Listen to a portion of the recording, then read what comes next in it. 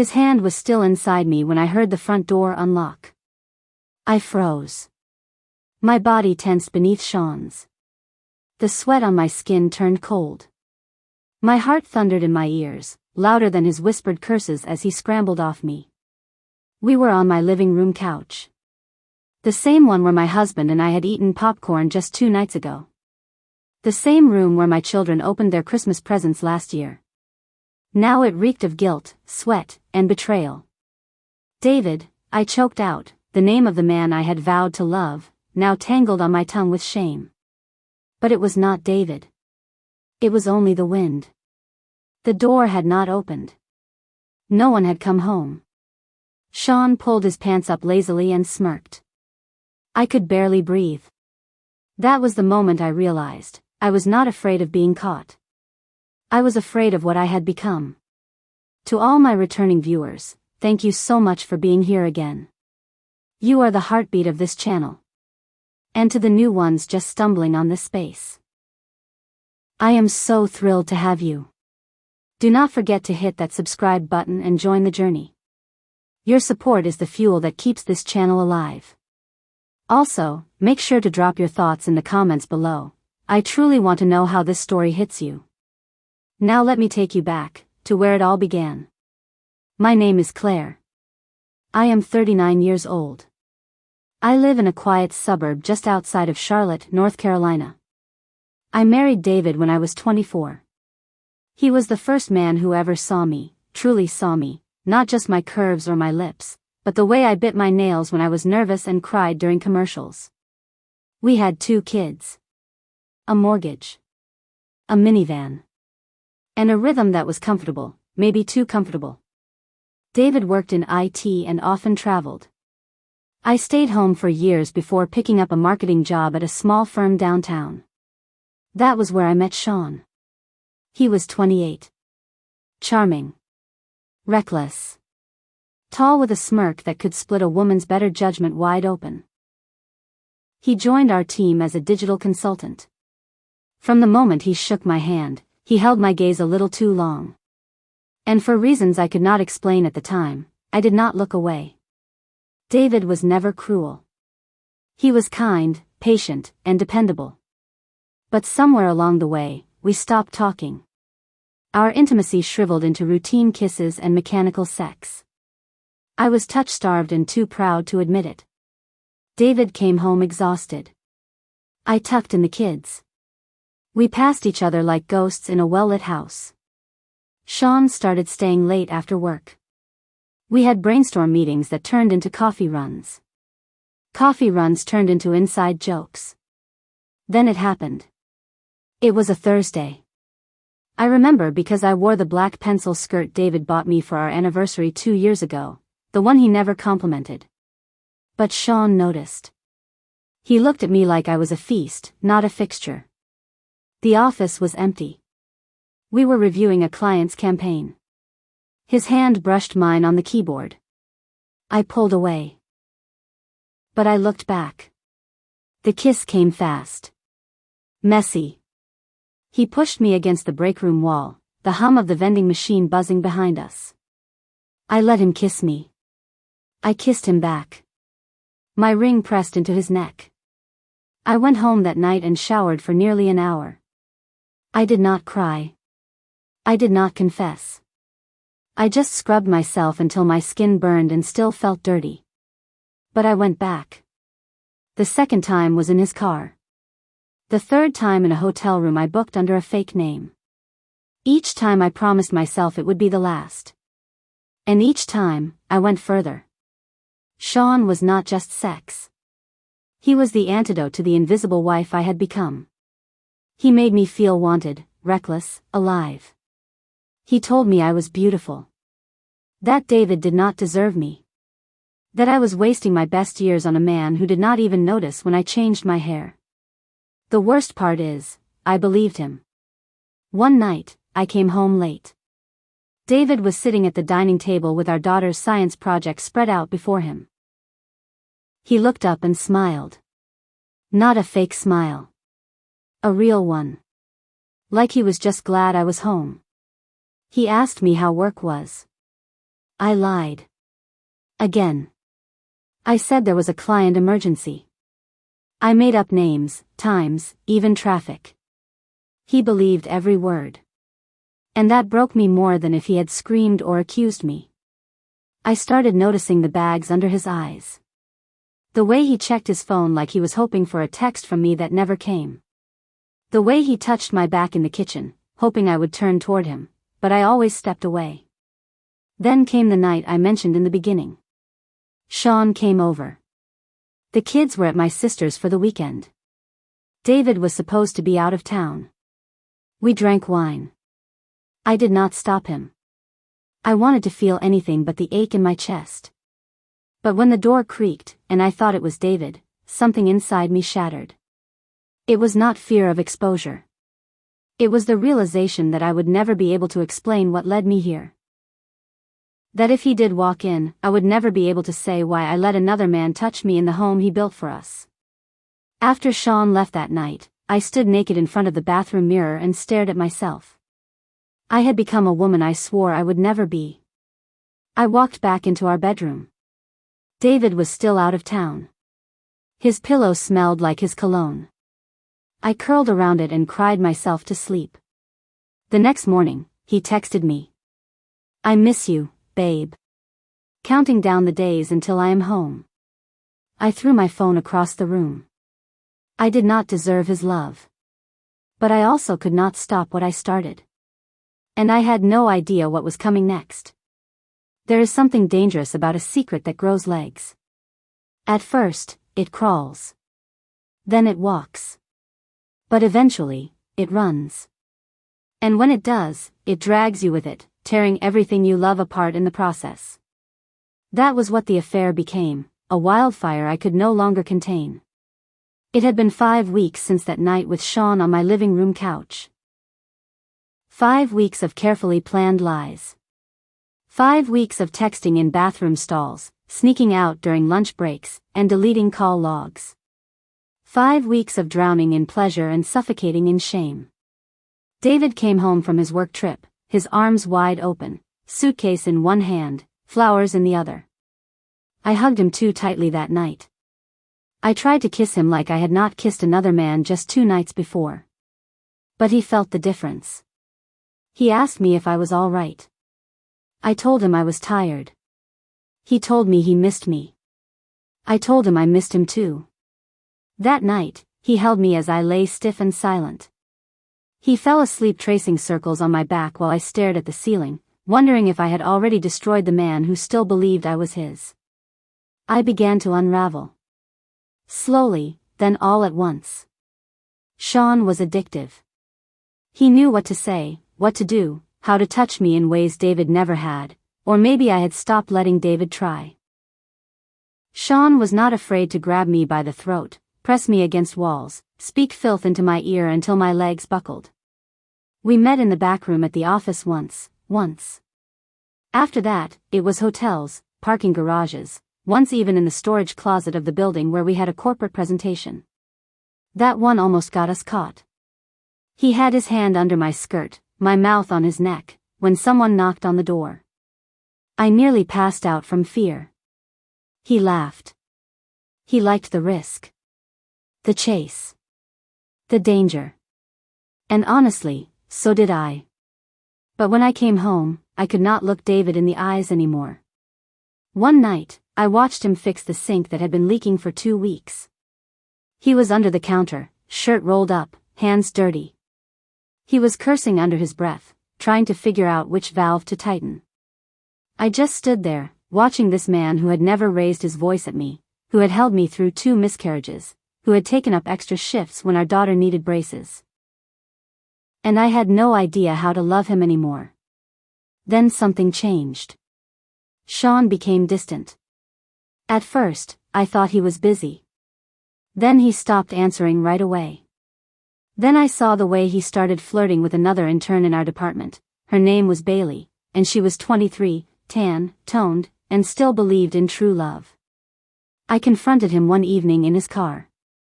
He laughed in my face. "You are married," he said, running a hand through his hair. "You do not get to be jealous." I did not realize I had fallen for him until that moment. It crushed me. Not because he did not want me, but because I had risked everything, and it meant nothing to him. I got out of the car before he could see me cry. I drove home in silence, turned off my phone, and climbed into bed with my husband like I had not just realized I was being cheated on, by the man I was cheating with. Irony tastes bitter when you are the one who brewed it. David started acting different after that week. He stopped asking questions. He stopped trying to kiss me in the kitchen. He came home later. Some nights he stayed on the couch.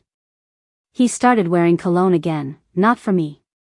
I wondered if he was seeing someone else. A small part of me hoped he was. Maybe it would justify what I had done. Maybe it would even the scales. But the guilt gnawed at me. Then came the breaking point.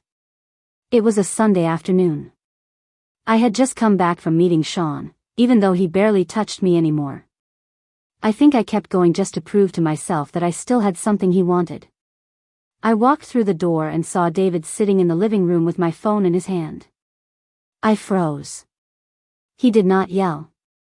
He did not throw the phone. He just looked at me and said, "How long?" I could not breathe. "Claire," he said again, quieter. "How long has this been happening?" I swallowed so hard it hurt. "A few months." He nodded once. Stood up. Placed my phone gently on the coffee table like it was made of glass. "I knew something was wrong," he whispered. I just did not want to believe it. I took a step toward him. "David, He raised his hand. "No. Not now." Then he walked out.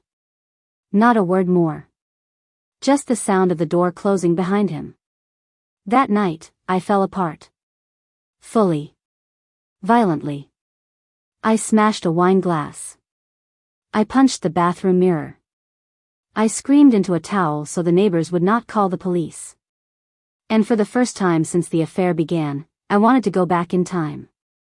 I wanted to erase every text, every kiss, every lie. I wanted to erase Sean completely.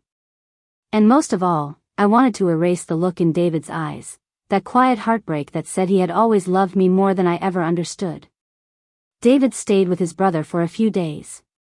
I did not eat. I did not shower. I stared at the ceiling and thought about how easy it is to lose a good man when you are too broken to see what you have. I tried calling him. He did not answer.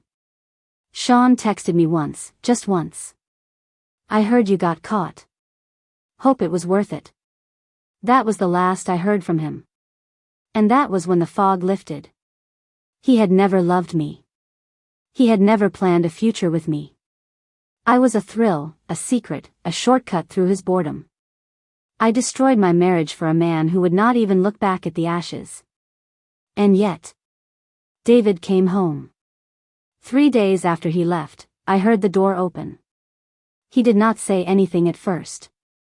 Just walked in, set his keys down, and sat on the couch. I came out from the bedroom, my eyes swollen, my hair a mess. I stood there, unsure if I should speak or run. He looked at me for a long time. "I do not understand how you could do this," he said, voice barely above a whisper.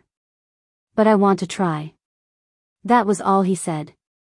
And I collapsed to the floor, sobbing so hard I thought my lungs would split open. Because in that moment, I realized, David was not coming back to punish me.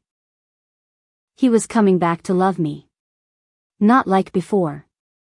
Not blindly. But fiercely. Deliberately. And if I wanted to save what we had left, I would have to do the same. Forgiveness is not gentle. It does not float down like feathers or drift in like sunlight. Forgiveness breaks you. It digs through the rubble of what you destroyed and asks you if you are willing to bleed in order to rebuild. David chose to forgive me. But he never told me it would be easy. And he never said it would be quick. The days after he came home were filled with silence. Not the cold kind. But the heavy, sacred kind, like the quiet between lightning and thunder. Something was always coming. But we never knew what. A conversation. A memory. A crack in the wall we were trying to repair. We began therapy. David said it was not for me. It was for us. That was the first time I cried in front of him since the affair. I told the truth in therapy. Every detail. I did not sugarcoat the nights. The rooms. The moans. I saw David wince as I spoke, his jaw clenched so tight I thought it might crack. But he asked me to be honest, even if it cut him. Because he needed to know if the woman he married still existed beneath all the betrayal. Some nights he would wake up in the middle of the night and just stare at me. Not with hate. But with confusion. He would whisper, "Why him? Why not talk to me?" And I had no answers. Not good ones, anyway. I told him I was lonely. That I felt invisible. That I hated the silence between us and was too proud to say so. That I loved the way Sean made me feel, not because it was love, but because it felt like power. But it was not power. It was weakness wearing perfume. And I wanted my husband back. If he would have me. The kids never knew. David and I agreed we would not let them carry our sins. But I could feel their eyes on me. I could feel their questions. The way my daughter hugged me a little longer at night. The way my son asked, "Are you and Dad okay?" After dinner. David answered them. Every time. We are stronger than ever. And somehow, he made it true. 3 months after he came home, he planned a weekend away for just the two of us. He did not tell me where we were going. He just packed my bag, took my hand, and drove. We ended up at the cabin where we honeymooned. It was smaller than I remembered. A little worn down. The bed creaked. The lights flickered when the heater kicked in. But it felt like stepping back into a version of us I had buried under guilt. That night, he lit the fireplace. We sat on the floor, a bottle of wine between us. He looked at me, really looked at me, and asked, "Do you still love me?" I could not answer right away. Because love, the kind he had given me, was not just an emotion anymore. It was an act of war against bitterness. It was choosing to trust the woman who broke you. I crawled into his lap, held his face in my hands, and whispered, "Yes." I never stopped. And for the first time in months, we made love. Not the frantic kind that comes from guilt. Not the desperate kind that comes from fear. But the slow, tender kind that says, "I am still here." He cried when he finished. So did I. That night, as we lay naked in the dark, he told me something that shattered me all over again. "I was seeing someone too," he said, quietly. I turned to face him, heart suddenly pounding. "It never got physical," he added. "But there was someone at work. A woman who noticed me. Talked to me. Made me feel like a man again." I stared at him, stunned. "Why are you telling me this now?" "Because," he said, brushing a strand of hair from my face, "you are not the only one who was hurting. You were just the one who acted on it." And that was the moment I understood the truth. Betrayal does not always start with a touch. Sometimes it begins in the silence. In the spaces where needs go unmet. In the long glances at someone who listens when your spouse does not. We were both broken. I just broke louder. We came home different. Still healing. Still scarred. But committed. David started texting me during the day again, just small things. "Thinking of you. Dinner tonight? You looked beautiful this morning." I started cooking again. Not because I had to. But because I wanted to. We ate at the table. No phones. Just conversations. Some days light. Some days hard. And every Thursday, we went to therapy. It was not romantic. It was not glamorous. But it was real. 6 months after the affair ended, Sean sent me a message. "Miss me yet?" I stared at it for a long time. Then I showed David. He took my phone, opened the message, and replied for me. No. I chose my husband. And he still chooses me. Then he blocked the number. We never spoke of Sean again. There are nights I still cry. Not because I miss what I had with Sean, but because I almost lost what I had with David. I cheated on my husband. But he loved me through it. Not blindly. Not foolishly. But intentionally. Forgiveness is a choice. Every day. Sometimes every hour. But love, real love, is choosing someone, even when they have broken you. David chose me. And I will spend the rest of my life proving he did not make a mistake.